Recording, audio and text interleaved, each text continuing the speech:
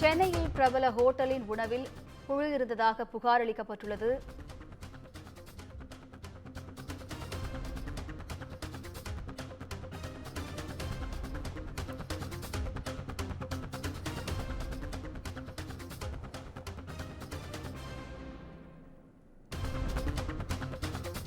சென்னையில் பிரபல ஹோட்டல் தனியார் ஹோட்டலில் வாங்கிய சாப்பாட்டில் புழு கிடந்ததாக புகார் அளிக்கப்பட்டுள்ளது.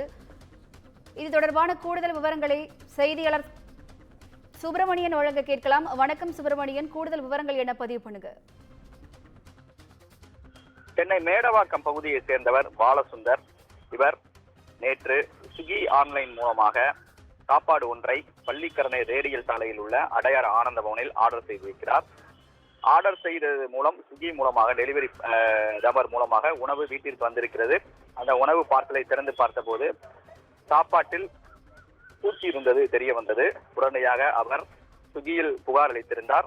அதன் பிறகு உணவு பாதுகாப்பு துறையிலும் புகார் அளித்திருந்தார். இந்த புகாரை தொடர்ச்சியாக அது தொடர்பான அந்த உணவில் பூச்சி கிடந்தது தொடர்பான வீடியோ காட்சிகளும் தற்போது வெளியாகி இருக்கிறது.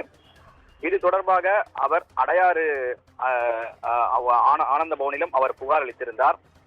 இது தொடர்பாக உணவு பாதுகாப்புத்துறை அதிகாரிகளும் விசாரணை மேற்கொண்டு வருகின்றனர். இதற்கிடையில் அடையாறு ஆனந்த பவனுடைய பொது மேலாளர் இது தொடர்பான ஒரு விளக்கத்தை அளித்திருக்கிறார். உணவில் பூச்சி இருக்க வாய்ப்பில்லை, தங்களிடம் முறையான சிசிடிவி இருக்கிறது, அதனை உணவு பாதுகாப்பு துறை அதிகாரிகள் பரிசோதனை செய்து கொள்ளலாம். அது மட்டுமல்லாமல் உணவு பார்சல் செய்யும் போது இலையை கூட சுத்தமாக பார்சல் செய்து வாடிக்கையாளர்களுக்கு தாங்கள் அனுப்புகிறோம். எனவே இந்த புகார் என்பது பொய்யான புகார் என்று ஒரு விளக்கத்தையும் அடையார் ஆனந்த பவனுடைய பொது மேலாளர் ஒரு விளக்கமாக அளித்திருக்கிறார்.